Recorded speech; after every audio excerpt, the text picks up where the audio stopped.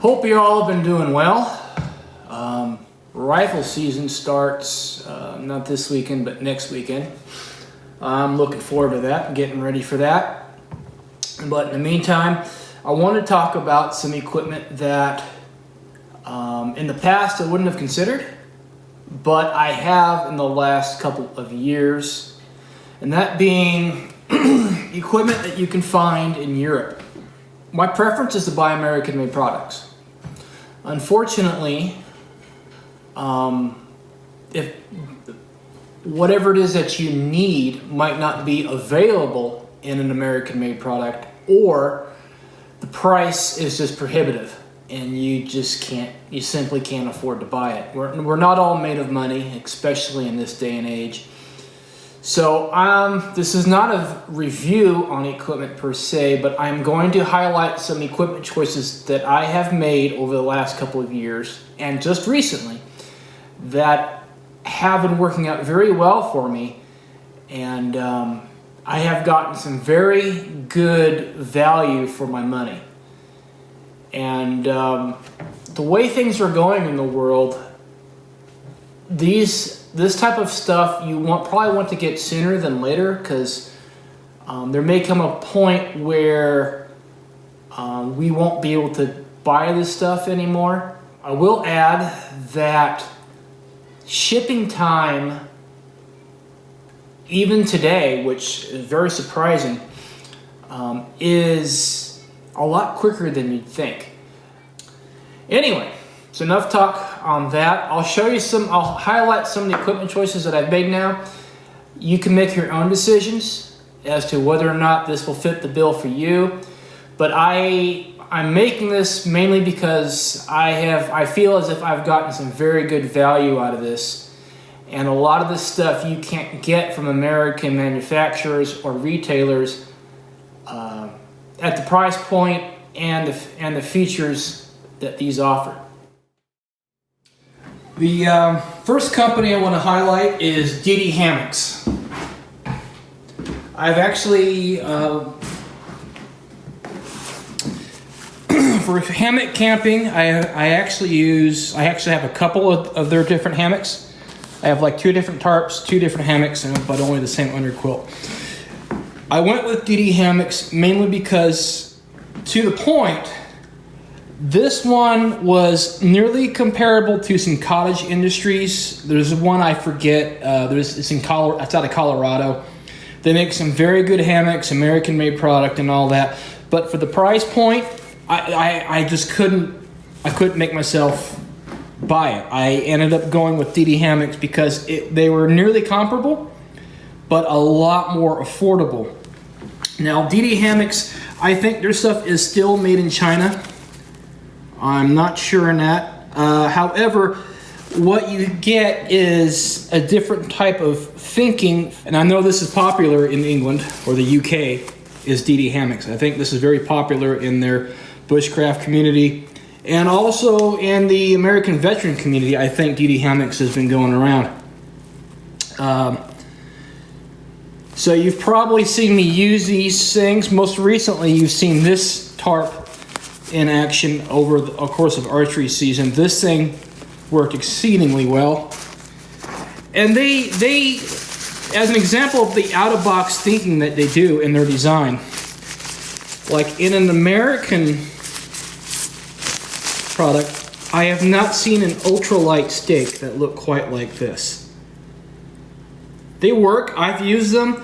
I did not, however, use them recently. I just used a standard stake because I thought it would grip better because I was expecting a storm, and I got it. But you get a different type of thinking and design. No complaints.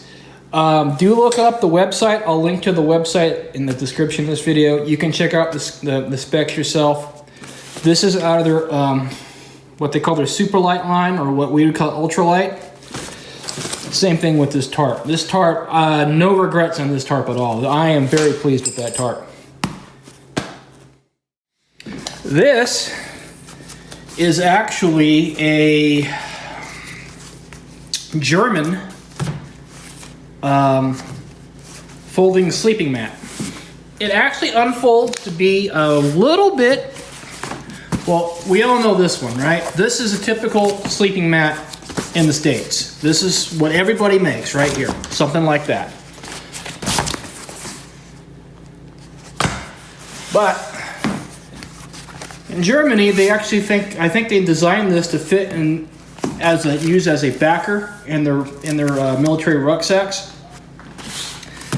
I'm pretty sure this does not have the same R value as this. However, if you're looking for something to put underneath your air mattress, you know, to keep it from getting punctured by rocks or something, this is actually pretty cool. There is a video on this by Outdoor Gear Review, something like that. It's not new, it's used. It has some repairs on it.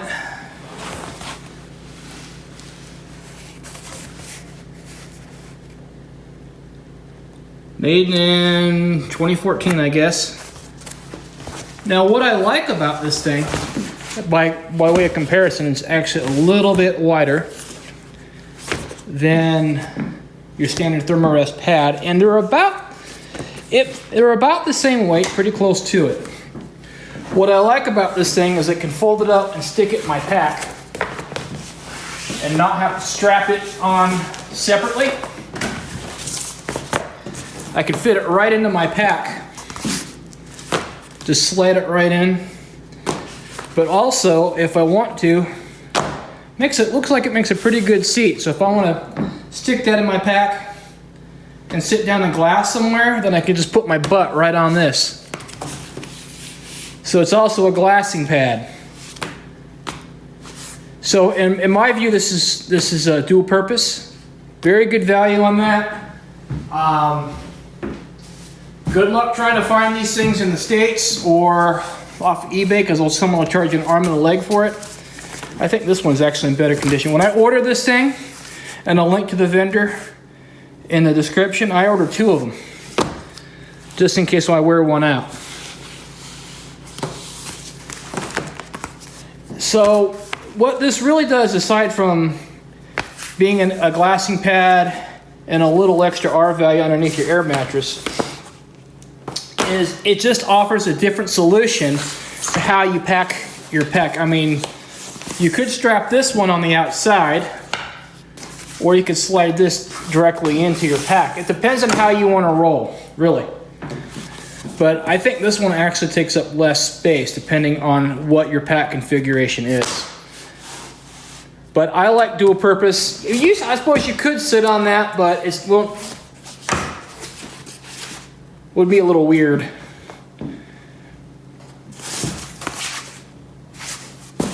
So this is definitely out of the box thinking, and it's a very good solution. I like it. Thumbs up on that.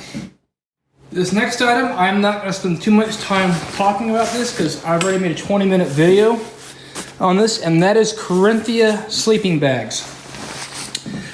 This particular one is a rebranded one. There's only one vendor in the US that sells this bag, and that's Eberly Stock. However, they sell it for twice as much as what you can buy it for directly from that Finnish vendor I linked to below.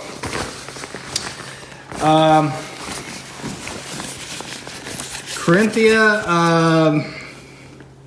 yeah.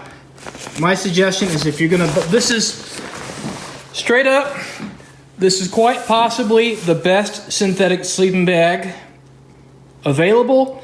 Most certainly, it is the best synthetic sleeping bag in the States. I know it's a tall claim. I'd be fairly surprised if it wasn't the best synthetic bag that you can get in the States. So if you want to know more about this bag, go check out my video on it. If seriously in the market for a synthetic sleeping bag that's fairly lightweight, durable, and yeah. And now I give you the inspiration for this video. These boots. I just ordered them. What was it, Friday of last week? They arrived Wednesday. Now these boots are, they are a line out of a line from that Finnish vendor that I was thinking about earlier. I can't, Varstuleka, something like that. I put a light coat of oil on them the other day. I'm trying to loosen up the leather just a little bit.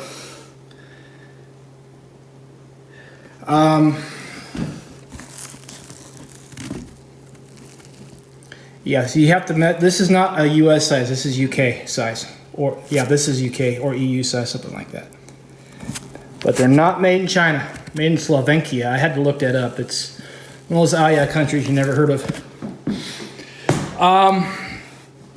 Quality-wise, you know what? These things are probably better quality than, or as good quality as a set of Fort Lewis boots. The only difference is you can't resole these.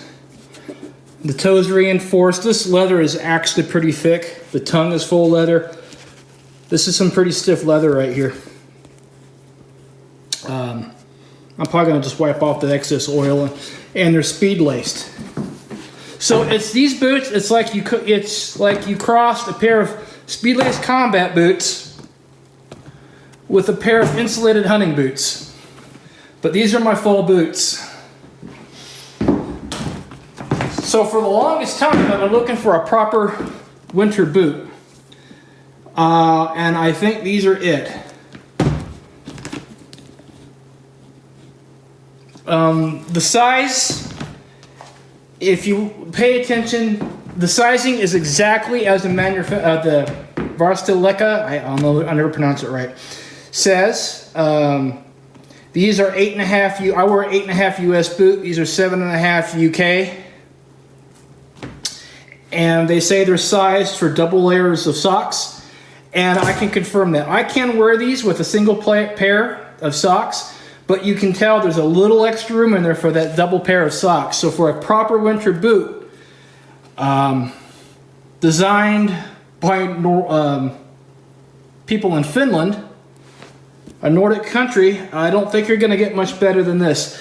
I'm thinking these in the US market are probably a $400 plus boot. Like a set of Fort Lewis boots right now will run you $460.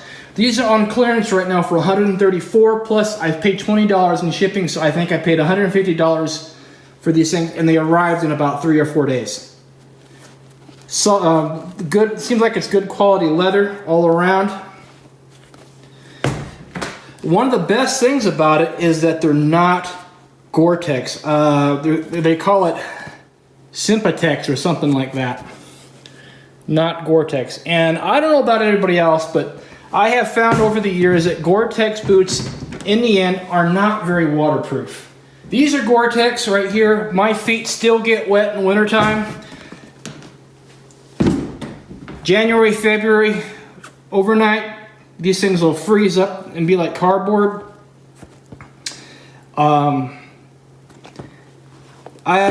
Gore-Tex just, I don't know. I have yet to find a pair of Gore-Tex boot that actually keeps the water out over a long period of time. They work at first, and then like maybe a month later, it stops working. So I started oiling the leather on these boots, trying to keep the water out, because Gore-Tex, in my opinion, as boots go, they suck.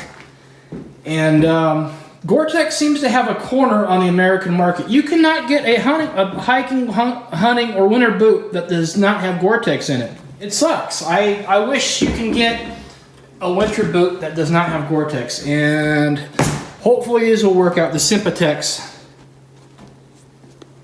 So, yeah.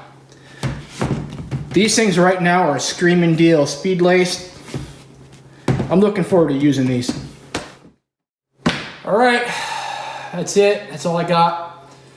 Hope this has been informative. I don't really like doing gear videos unless I think I can bring something different. You know, instead of regurgitating something that someone else has already done. Anyway, that's all I got. You have a good one.